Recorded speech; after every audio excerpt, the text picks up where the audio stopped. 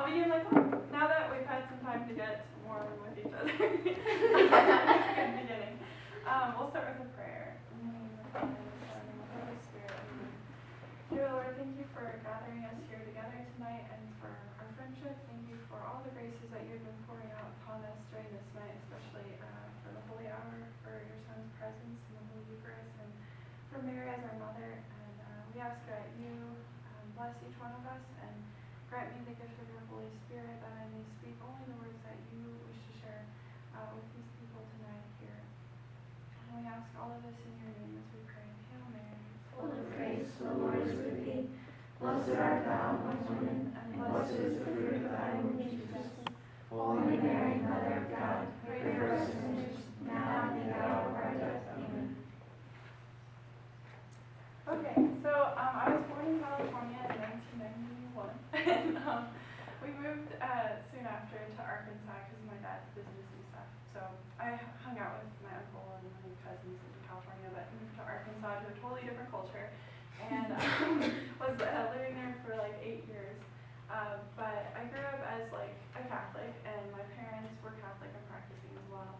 We went to Sunday Mass, and I attended CCD class, and I received the sacraments and stuff. But it was pretty much like, I mean, I didn't take it like personally at all whatsoever. It was just more like something to do that we did, you know. And I went to public school up until 4th grade, and it wasn't until 4th grade that my mom suggested to my brother and I homeschooling, and it was just catching on and stuff in our area. And so my brother and I made the joint decision to start homeschooling, and we started getting like all these Catholic textbooks and stuff from different institutions, and we started studying more about the faith, and like it wasn't until that I actually started studying it in depth, because the CCD classes were kind of watered down and like not interesting at all. And but being able to study my faith, and like my mom had the time to take me to daily mass and like to Eucharistic adoration, we started praying the rosary every night, and it was really like that intimacy with Jesus in adoration and like praying the rosary that really started planting the seeds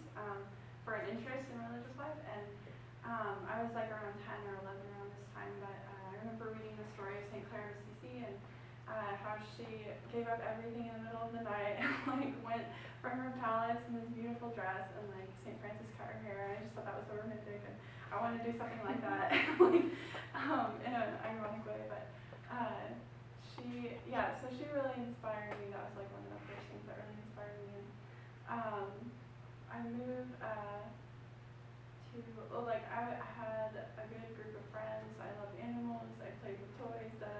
When I hit my teen years, we moved to Texas, and I've been here for the past 9 years. And I remember the first night I joined the youth group. It was Matt and Angela singing the Divine Mercy Chaplet for New Year's Eve in adoration. It was a beautiful experience, and I started getting involved with the youth events. And so it was really like the Lord provided me so many opportunities to get active with my faith and like to have that Catholic support group, because in Arkansas it's more like a Bible Belt. And so it was a really great experience to be involved with the youth group, and we did Catholic events. I got involved with the pro-life movement through Sue Locks, and started sidewalk counseling in front of abortion. I was praying outside there, and like just really getting into it because it was like a passion of mine to assist the women in those situations. And I learned a lot. I went to March for Life a few times through the Walking for Life, and all transforming experiences. During this time, when I was 16, I visited my first community, and my mom's just like this major researcher at home, so she just came across the website online. I looked it up, and I was like, I want to go visit, so I did, and it was a cloistered community, and Benedictines and Mary Queen of Apostles, but the experience was like, whoa, it's so different from seeing it from the outside. And when I was inside, it was like such a good learning experience, like total like, okay, this is what it really is, you know, kind of thing, instead of the fantasy of it and stuff. And so I discerned that I needed to continue high school, so I finished with that, and then for a couple more years, and then was still visiting religious communities based on my confessor's direction, like you need to still visit communities. Okay. And visited a few more, and each of them were beautiful in their own way, but did not like fit as a glove. And so I just continued going to TCC after AA in liberal arts, and got a job job, started saving up for World Youth Day because that was one of my dreams to go to Spain. And that's what I ended up doing. By God's grace, He blessed me tremendously, and I got to go for an entire month of traveling in Spain, and like got to see Lourdes and Fatima, and those were my two favorite places. I just remember kneeling right where Saint Bernadette was, and it was just amazing. Like just thinking about it, and like so I poured forth all of my intentions right there, like everything that was on my heart to Our Lady, and after that, my spiritual director at the time actually found one by this time, and it was a big search, but I found one that was very good for my soul, and like I knew with him, he wouldn't be around the bush with me, so I needed that, and so he continued like to encourage me to visit communities, and I visited the Franciscans of the Immaculate about a year and a half ago, and with that experience, it was such a radical way of life because they do lead like a life of intense prayer and penance, and it was something that I loved. Like I loved the ideals of it and the Marian vow and like their spirituality, but at the same time I was just like, I don't know if I can do this, you know, and like so many other things still need to be worked through in my heart, and so I kind of put them on the back burner after I visited them, and just like thinking about it, still open to it, but not receiving any clarity on it. I was looking for the clarity. And so I visited a few more communities, and as some of you know, I was seriously discerning with the Franciscans at the renewal, and you know, Angie and like her entrance and stuff like that had a big part of that, and like their communities are beautiful, and like they're cool, and like yeah, like I fell in love with them through 2000, and the friars, I had been helping out at St. Benedict's Mission with the friars every week and stuff, and so I really loved their charism and their way of life, and so I went to go visit them, and I felt so much peace there while I was living the way of life, and so I was like, maybe this is where God is calling me to go, and so I applied for entrance. It's like a 10-page application, and I spent the next 5 months just working full-time trying to save up for the health insurance, because you have to pay for the first year of health insurance with the sisters, and so I was like setting all of my hopes on this order, and the third visit I made with them was last July for a 2-week visit, and it was during this visit that all these different things started coming up in my discernment that I did not face before, and like that I still hadn't discerned, I should say, but it was like family, college, and marriage, and like all three of them were like, bam, I'm like, God, what are you doing to me? Like, what does this mean? Like, I don't understand. And like, so all these things still needed to be discerned, I think, and the sisters agreed as well, and they called me a week later, and they were like, we really think I should, you know, you do seem like you have a religious vocation, but we really think that you should wait before entering, and so my heart was broken, but at the same time, it was so true what they were saying to me, like, I knew it in my heart, too, that I really needed to wait, and so they suggested, like, discerning college, and, like, don't let me be the only reason not to go to college kind of thing, because, you know, there's so much debt attached to it, and I didn't want to get into debt, and blah, blah, blah. But it had always been, like, a dream of mine to go to a Catholic university and stuff, and aside from liberal arts, TCC, so I wasn't getting the theological formation there, and they also encouraged me, like, to look in these missionary groups, and Stephen Jacobson had joined with Christ in the City earlier that year, and, like, I had looked at the program online, and I felt like it was everything that I needed, and so I applied, and I visited in November, and like really felt called to do that part of work, and they work hands-on with the poor, their solid Catholic community life and stuff like that. So I joined the program in January, not knowing where God was calling me as far as my vocation goes. I'm open to either or marriage or religious life, and like just having no idea whatsoever, and it's like, go where you lead me, God, because I don't know what I'm doing. And so I went to Christ in the City, and like I found out my mission after the first week of training, and that was working at a pregnancy center, and I just started crying because I didn't think I would get that position because all the other missionaries had the positions that were available, so I thought that they had actually opened a new position specifically for me, and so it was such a blessing from God. And I was working there for the past 4 months, volunteering there, and working with the women, and learning so much from great Catholic women that were involved in the movement. And in the meantime, besides the apostolate, Christ in the City provided like such a great solid community life that I really needed, and it really taught me how to love and how to be loved. And I attended this silent retreat that was offered by the Christian Life Movement, which is part of spirituality. And during the silent retreat, it was called Discovering God's Plan for Your Life, and they purposefully let out the word discernment so that girls wouldn't be like put off by the word discernment, so it's discovering. But it turned out to be discovering God's personal love for me, and like as much as I wanted to know what the next step was after Christ in the City, Jesus was more like, no, wait, just take a few steps back, we'll go to the basics, and I love you. And it's like, oh, okay. It's like you can fall into this way of thinking like, okay, God's already revealed his love to me in the past, and I'm ready for the next step. But no, you need to be reminded of it way more than once. And that's what he taught me during the retreat, is like, one of my fears of responding to the call was not thinking that I would have that the strength to pursue him, and it's a common fear that we have, and the fear of not having the strength, and having the sense of being all alone or something. And the Lord was like, I didn't die just in the past for you, but I'm continuously offering my life for you, and through the Eucharist, that grace is going to come to you to help you. I'm going to be with you every step of the way in responding to my call. And so it was more like, it's not on me. I was putting too much focus on myself, too much reliance on myself, and not enough trust in him to take care of things. And so it was totally like, oh, pressure is off. If God is calling me somewhere, he's going to take care of it for me. And so it was just like a reestablishment in his love, the healing of a wound I didn't even know I had, and just a great experience. I really recommend silent retreats because there's no telling what the Lord has in store for you on them. But I think Mallory can testify to that. But so from then on, I was just kind of open for whatever.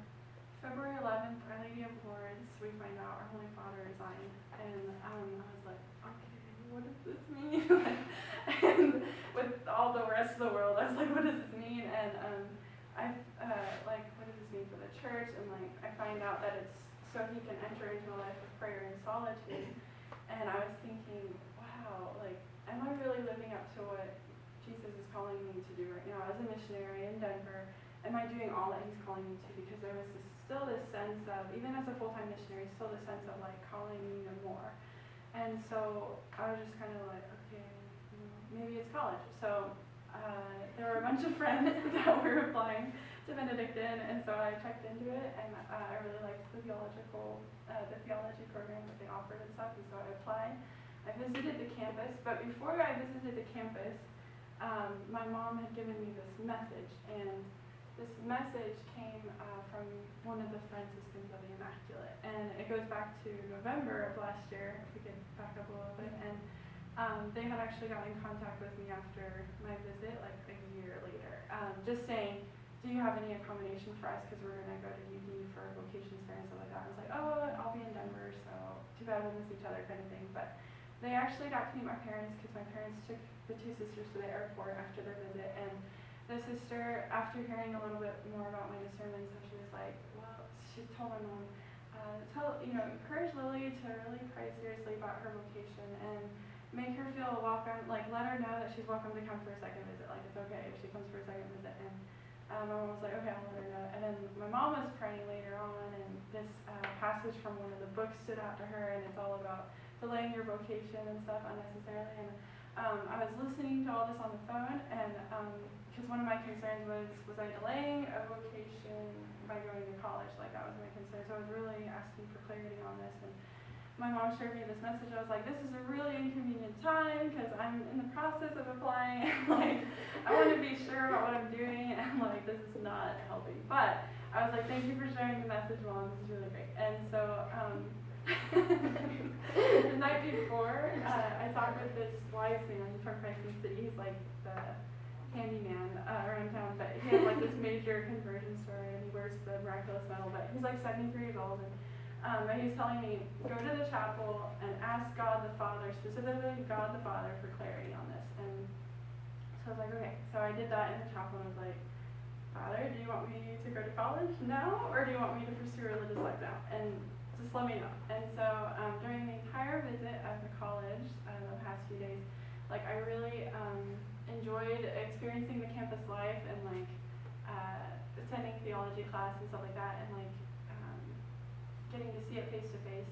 But during the whole time, my desire for religious life was totally like crashing everything else. And so I was like, this is nice, but I don't want it anymore. And but I talked with the administrator, because at this point I'm like, I'm still discerning religious life, and I'm gonna go visit this community, and I'll let you know afterward if I'm gonna apply for the fall semester. And he was totally fine with that.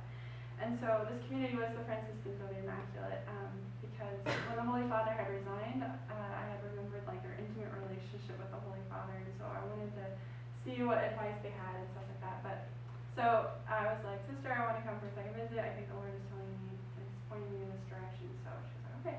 And they're totally like freestyle, whatever date you can come. And so I was like, Easter break, Easter Triduum. And it was an intense 3 days of the Triduum, as you can imagine. But it was beautiful. And the first night I got there, like they showed me to my little room, and I was just crying because I was like, Lord, have I been running away from you this whole time? And like so much joy overwhelmed my heart. And it was more like the message was he knew I wasn't ready yet whenever I had first visited. And the message that he kept giving me during my last visit with them was that I can't do it, and that's the point.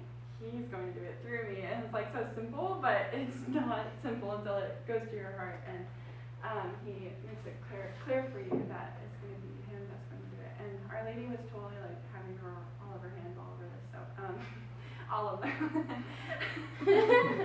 So total grace and so much clarity that I didn't feel like I could just walk away and say, I'm going to wait until mid-July after Christ in the City.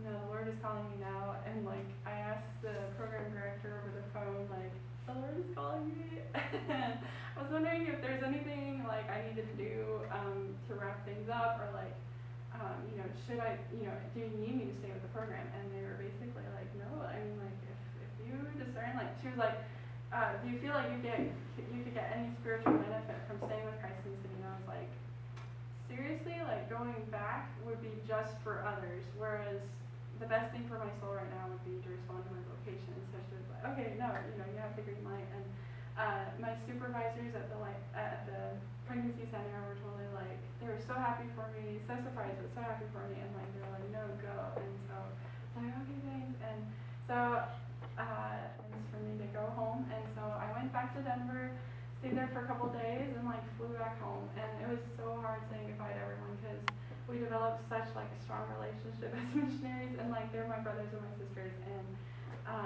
they were such an integral part in my journey. And so it's really hard, but at the same time they sent me with so many farewells and promises of prayers and encouragement for me to pursue my vocation. So it was really great. And then I've been back home because I made a date with my sister way ahead of time to be there when she gives birth to her little baby, and it's her first child, so pretty important. And so her due date is actually tomorrow, but we haven't heard any news, but she's in Tulsa, so we're still waiting on that. But it's pretty providential, because the feast that I left on, like the eve, was the Annunciation, and Mary had received Jesus in her womb, and like she could have stayed there for like who knows how long, just adoring him. But she did get up, and she went in haste to go visit her sister who was pregnant. And I actually wanted to stay at the convent. I didn't want to go back. The sisters were like, no, you're totally free to stay, and like that. But I was discerning it, and like my parents were actually willing to say, yes, you can stay, but my brother and sister with discernment weren't going to understand that. So I was like, it'd be better to come back home. And like, it's not that I don't love the people, but it's like when the Lord calls, it's like boom. And so, but yeah, no, it's been total grace being back, and like I just, it seemed like Mary was drawing me to the feast of the Visitation, because the sisters were like, it's up in there, like, sooner is better, but like if you need to spend that time with your sister, that's totally fine. And so since the due date is tomorrow, and like the Feast of Visitation seems to be very fitting. I was like, I think I'll enter on that day. So I felt like Our Lady was calling me to follow in her footsteps in that. So, but yeah, and like it's been so crazy because it's been so fast, and I was not expecting this, but it's so great. And like, yeah, I'm glad you guys can hear my story. But praise God and Mary. So, but yeah, do you have any questions or concerns? Are you crazy? Oh, everyone. Yeah. What is like a day like at that conference? Yeah, so the professors just get up at 4:45, but we little ones are getting up at 5:45, so there's an extra hour in there. And then we go to the chapel for prayer at 6, and we have like half an hour of silent meditation, and then we go to Mass, and then we go to breakfast. And then after that is just like work, just like cleaning around the convent, and like part of their apostolate is making rosaries and stuff like that, so we'll do that. The sisters pray 4 rosaries a day, and they're not all together, but they're like spread out throughout the day. And yeah, and like we pray it while we're washing the dishes and stuff like that. And there's a continual sense of silence, a spirit of silence throughout the day. So that was part of something that I needed to get used to as well. But like, so it's like a very cloistered way of life, but they're also very missionary. So part of their apostolate is like teaching kids catechism once a month, and like helping with parish events, with leading prayers basically, and like inviting people to the holy hour. We have an evening holy hour every day at the nearby parish, and they sing the Divine Office in Latin all day. Like, it's beautiful. They pray the Rosary in Latin twice, and then like in English the other 2. But part of their charism is like restoring sacredness to the liturgy and like singing. So we have song practice every day, and it's really amazing. Like it's and like one of the sisters said they had the question like, what do you do all day? And she's like, it's not really about what we do, but who we are. And it's the Marian charism is very strong. St. Maximilian Kolbe's writings, the Marian vow, like they take a 4th vow in addition to the 3 of poverty, chastity, and obedience. The 4th one is consecration to Our Lady, and so we give ourselves to her and like let her use us wherever she wants us, and she sends us out wherever. They're all over the world, this order, and they're based in Italy, so I would actually be going to the novitiate in 2 years, God willing, in Italy. Did you have any other vocation that you wanted to be, like, did you think you were being called to a different vocation when you were younger, or? Yeah, well, since I was 10 or 11, like, the attraction for religious life was there, but I can't say that during the past 11 years I've been like religious life all the way. It's been like a rocky road, and like the more I discern religious life, the more God reveals to me the beauty of marriage and like what it's all about, and like image of the Trinity, and like children are a gift from the Lord, like raising saints for heaven, like that's so beautiful. And so I actually fell in love with that vocation while I was discerning religious life. It's really ironic, but that's what the Lord does. And you actually appreciate religious life all the more because marriage is only a reflection of what religious life is. And so yeah.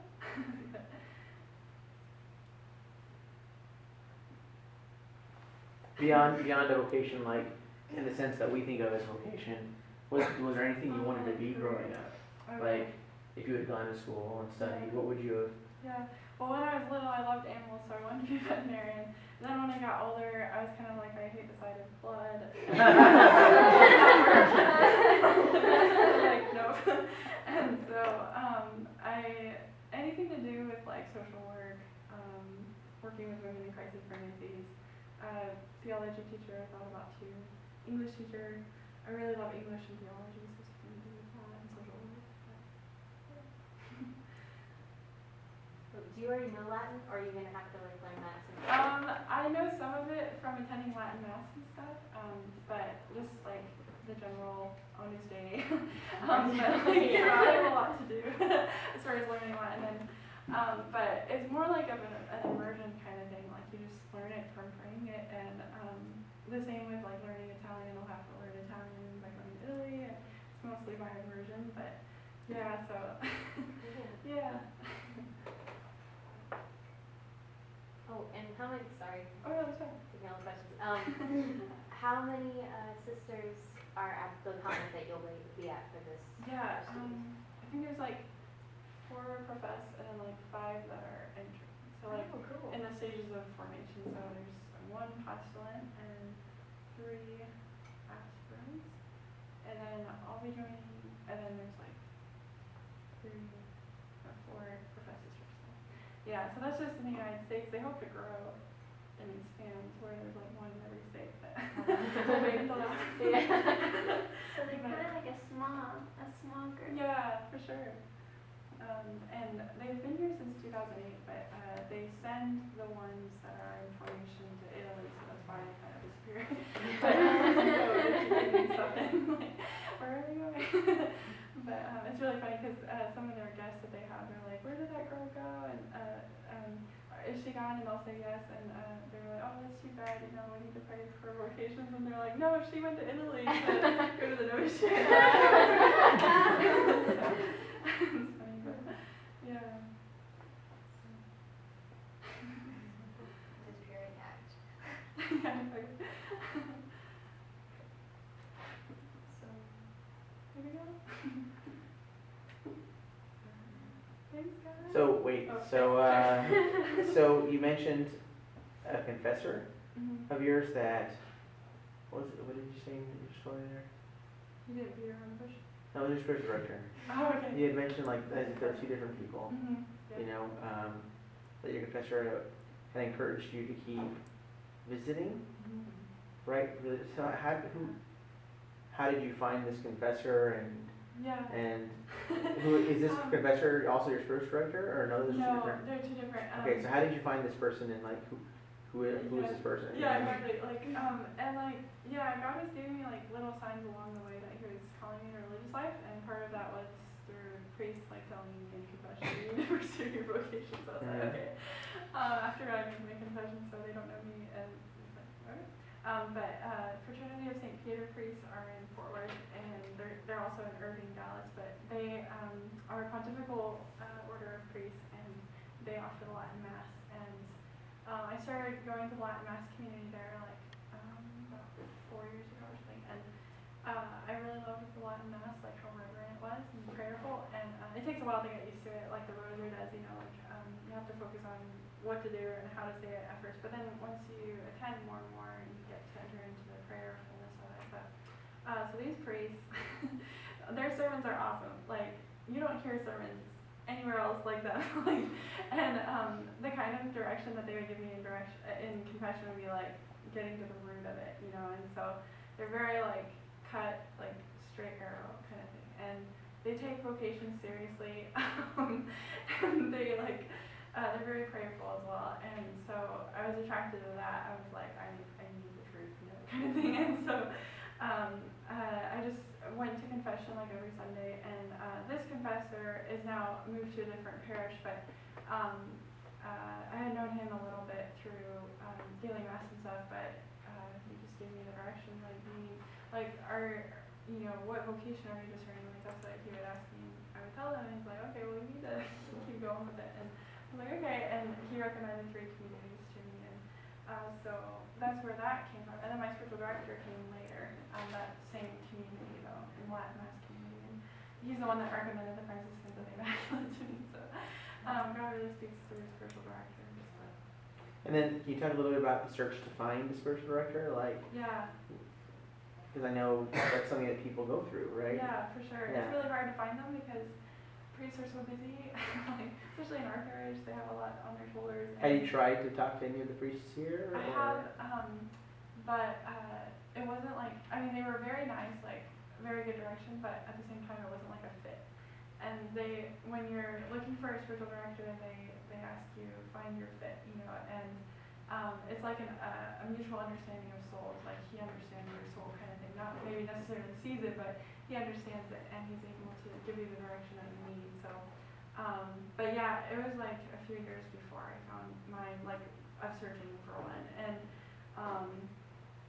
I saw a few other priests at different parishes and stuff, like Sisters in Abbey, they're really good, and like St. Maria Goretti Parish, because they have more, and then so just kind of fishing around for some, but like asking like, hey Father, could you give me spiritual direction on this topic kind of thing, not like, can you be my spiritual director? Because if you ask them that, one priest said they're intimidated by it because it is a big responsibility. So you can just ask like, hey, could you give me spiritual direction on this? So you just set up a meeting and you go for it, and they'll give you, they won't like, it won't be a bad experience. Like if you just give it a try, like it's totally worth trying it. And if you pray about it too, like the Lord will lead you to the one that's for you. But yeah, it's a struggle. I mean, St. Faustina even said like how much of a struggle it was for her to find a spiritual director. So like, when if you move to a different place, would you have to find like a new spiritual director? Would you like call Yeah. them on the phone? And that's what's so cool about religious community is that you guys are going to a priest that's your same charism, and he's called to the same vocation. And so the Sisters of the Immaculate also have the Friars of the Immaculate, and I actually got to go to confession to one of the friars the last time we went, and he's like this older priest and like very fatherly, like very sweet, and but he has the charism, so it's like set up for you. You don't have to like look for one. It's really nice, but they're really fun. And it sounds like you visited like 100 different Oh, orders, but what were some of the ones, if you don't have to list all of them, but like some of the ones that like piqued your interest the most, I guess? 'Cause I know. Yeah, I actually printed off them Oh, for you wow. guys to have. But I mean, most of them are sisters, but some of them are friars as well. But Compared. Wow. But so like I visited like 8 in all. Like it was because I had no idea where the Lord was calling me, and all of them looked beautiful, and I was just like whatever, you know, like. So if you notice, like I visited the Benedictines, the Dominicans, the Franciscans, and it was really like Franciscan charism that stood out to me. And the servants of the Lord and the Virgin Matar are a beautiful religious community. They also have a male branch, but they are the ones that I went to World Youth Day with, and just thriving community. John Paul II, very John Paul II oriented, and but yeah, they stood out to me because of their joy and like their charism of like doing everything basically under the sun, like teaching kids, taking care of people in nursing homes, doing Bible studies, teaching theology. They have a school, everything like that you can imagine. So that really appealed to me. But yeah, and a beautiful religious community. But and then let's see, the other one that stood out to me was the you'll see at the bottom of the page, Franciscan Brothers Minor. I visited the sisters, obviously. They were called the Franciscan Sisters at the time, but now they're the Poor Sisters of St. Clare because they've embraced the rule of St. Clare, which is different than the rule of St. Francis, and so now they're cloistered. But I was actually like attracted to the cloistered vocation when I first started fishing, and then like I was like, no, I think I need to discern more active. I think the Lord is calling me to that, and so I directed my gaze to the more active communities. And the Lord ended up calling me to a more contemplative one than I was expecting. So, and oftentimes people think that it's like a shopping list of like religious communities, you know, and it's not a bad thing. Like these are the communities that I'd love to visit, and that's not a bad thing at all. But it's more like, and like I've had people say like, so why did you choose this one more? But it's more like you're discerning which one God chose you for, like, because it's already been chosen for you, and so it's like a revelation of His plan. Like, I have not chosen you, or you have not chosen me, but I have chosen you. Kind of thing. So, but yeah, each community I visited was really beautiful. Can you talk a little bit about, like you said early on, you were visiting ones that were more cloistered, and then you felt like you needed one that was more mission-centered and active, right? And so, how do you know? What guided you through that? Like what helped you to understand that? Does that make sense? Yeah, for sure. When I visited the cloistered communities, okay, the sisters look for signs in an aspirant. Like if you are blooming, it's a good sign. If you are like sad or like scared or not thriving, that's a bad sign. And so you go by like the basic natural like happiness, that because if God is calling you to it, He'll give you happiness, and sometimes it takes a while to discern like that, like it did in my case. But the cloistered way of life, I visited the Carmelites in Valparaiso, and like it was through talking with the sisters through their grill and stuff that they were like, you know, they were saying that the majority of their community are actually outgoing and like extroverts, and you wouldn't think that, but it's like she was saying this, the extra amount of silence helps them to grow, whereas if you're introverted and like quiet, they can maybe find it even harder, you know, kind of to embrace. And so I was like, oh, maybe, you know, I was kind of discerning it like as a sign that the Lord was calling me to something more active and missionary. And I had so much joy in serving people and like losing myself in serving others. And so that's kind of how I discern that. But I look back on it now because the community I'm just discerning is joining. It's like cloistered prayer life, but they have that missionary aspect. So it's very interesting how the Lord calls you. That He'll plant little signs in the roadway, you know, for you. And maybe you don't have to visit 8 communities like I did. I mean, it's not going to be your story. Like, you're going to have your own story. It's going to be unique, and you may end up joining the first community you visit. A lot of friends had that experience, but sometimes He leads us through a darker, more long way. Like, He knows that it's all for our good, because we need that. And like He knows that I deliberate over things. I need to look at all angles of something before I discern or decide, you know. And so that's how I am. And I need to try on the clothes before I buy them. And so same thing. Just like I needed to see it to do that. You know, much like college too. Like I needed to come face to face with it and like know that I wasn't giving up college for money, but I was giving it up because the Lord's immediacy of the call, and like not because of any negligence on my part. Like I did my best and like I got accepted, and that was my dream fulfilled right there. So, but yeah. But.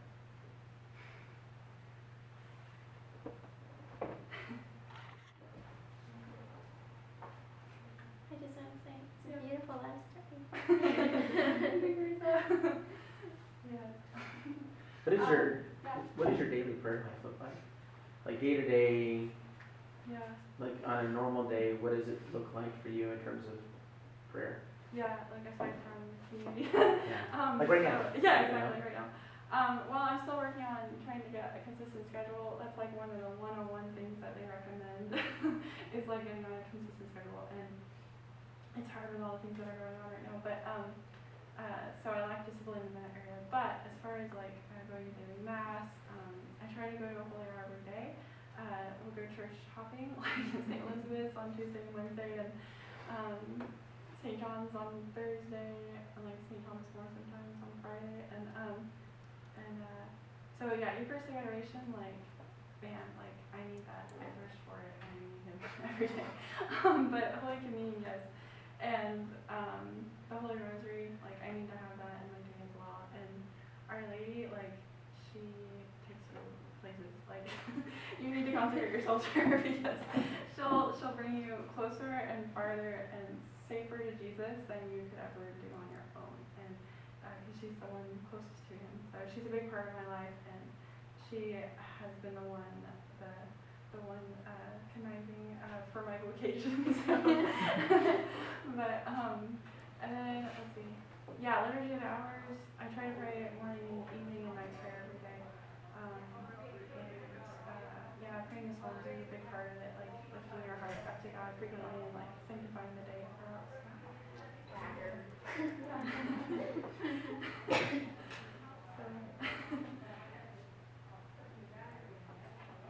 Yeah, and I also printed out some discernment tips. Yes. Not that I'm a professional or anything. Yeah. But yeah, this is why I was late for Holy Hour. So not a good thing, but Remember, she may be a teacher. You know, so There she's you thinking, go. Thank you. Yeah. I need to have my hand out. Jason, I think you're covered. Giant stack already. Yeah, Exactly.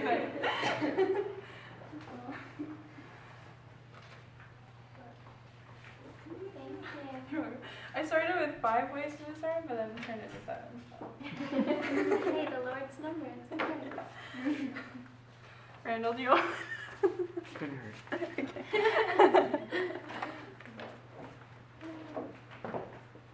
Oh, and I was gonna have like this random drawing. Oh, these are the Franciscan friars, by the way, of the Immaculate. So, the sisters, I didn't get a hold of the pamphlet, obviously, but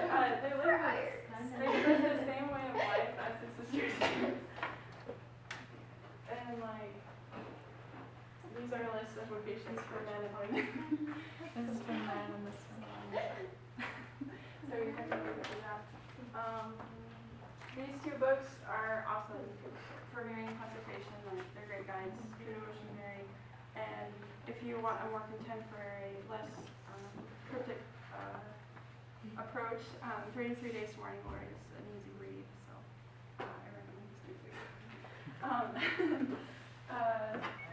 I brought these 3 books. These are actually from the sisters, and they gave me an okay to give it to whoever wanted. But this one, they're all by like the Franciscans of the Immaculate. It's a big part of their apostolate, communication through the media. So, yeah, any people are welcome to buy this. I don't have enough for everyone, but yeah. Didn't Stephen go visit the friars? Yes, Recently, right? He's there now. Yeah. When did he leave? Because it's been a while now, hasn't it? Yeah, like last week. Yeah. So he's been there a week, huh? Yeah, he's there for another week. And he also was planning on going to Benedictine in the fall.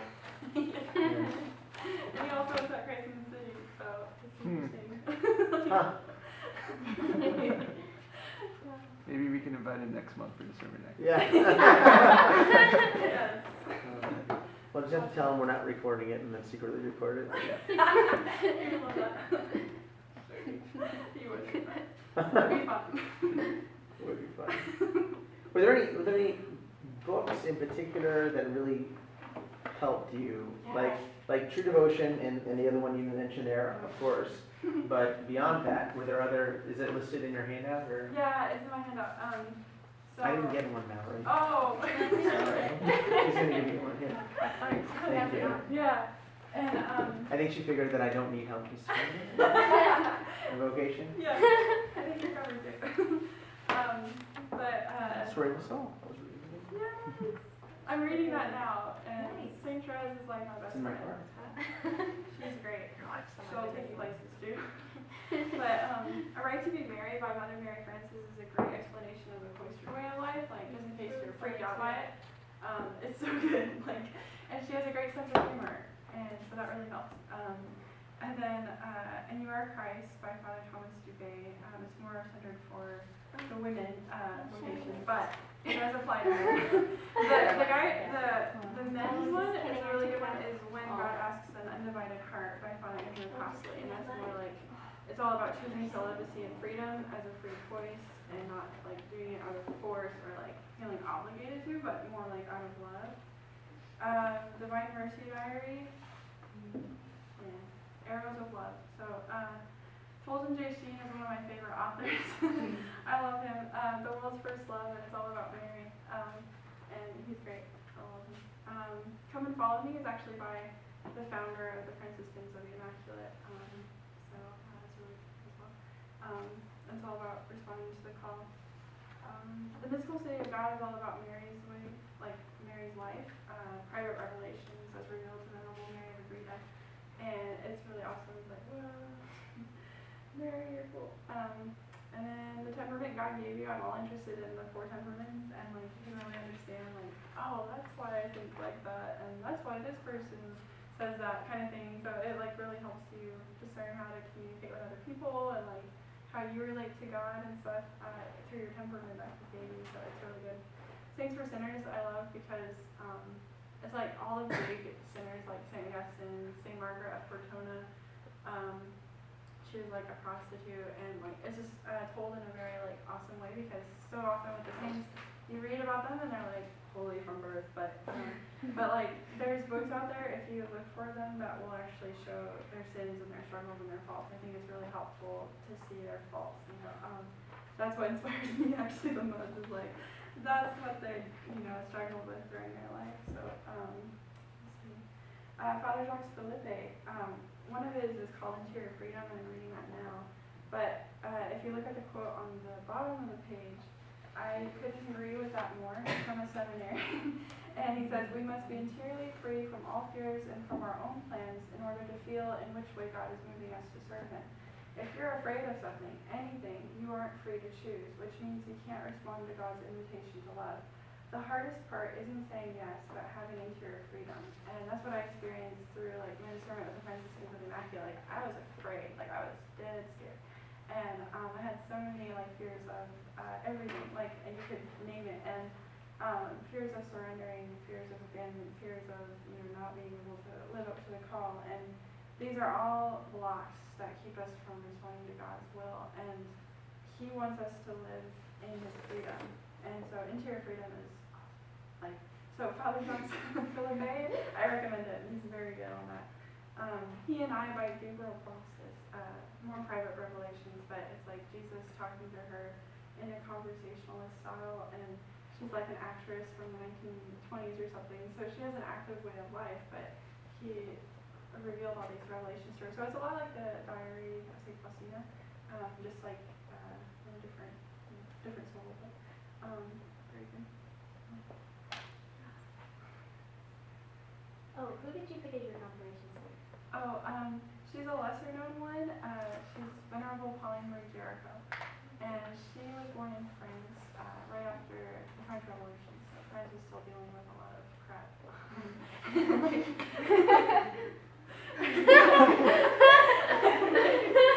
Seriously, a lot. So she had a big part of restoring the church and rebuilding the church in France, and encouraging people to pray the rosary through the Living Rosary Association. People would be assigned a decade, and through praying their decade, the whole rosary would be said, because they would be involved in the group. So it really caught on like wildfire throughout the world, actually. And but what drew me to her, she even found the propagation of the faith to support the missions and stuff. And she was a lay consecrated woman, never got married, never entered a religious life. But what drew me to her was her faults. When she was a teenager, she was a spoiled brat when growing up, and she had a boyfriend every month, and very flighty and very rich and spoiled. And she had this major accident that debilitated her and made her bedridden for months. And her mom, for fear that she was going to die in that state, offered her life, and her mom died, and Pauline actually got better. And unfortunately, Pauline went back to her way of life, of frivolity and vanity. But it wasn't until she heard a sermon by a priest on vanity that it really convicted her, and she went to the priest and bawled out her general confession. And he gave her spiritual direction, and she started giving away her dresses and everything, and started dressing in poor clothes and working in the factory and helping factory girls and stuff like that. And so she was very an activist, but at the same time she was I could not follow Jesus with any half measures. I had to give it all up, or else I would be lost. So it was her love without limits kind of thing. But she was very weak at the same time, so it's awesome to see what God does with weak. But, yeah. What was your name again? Pauline Marie Jericho.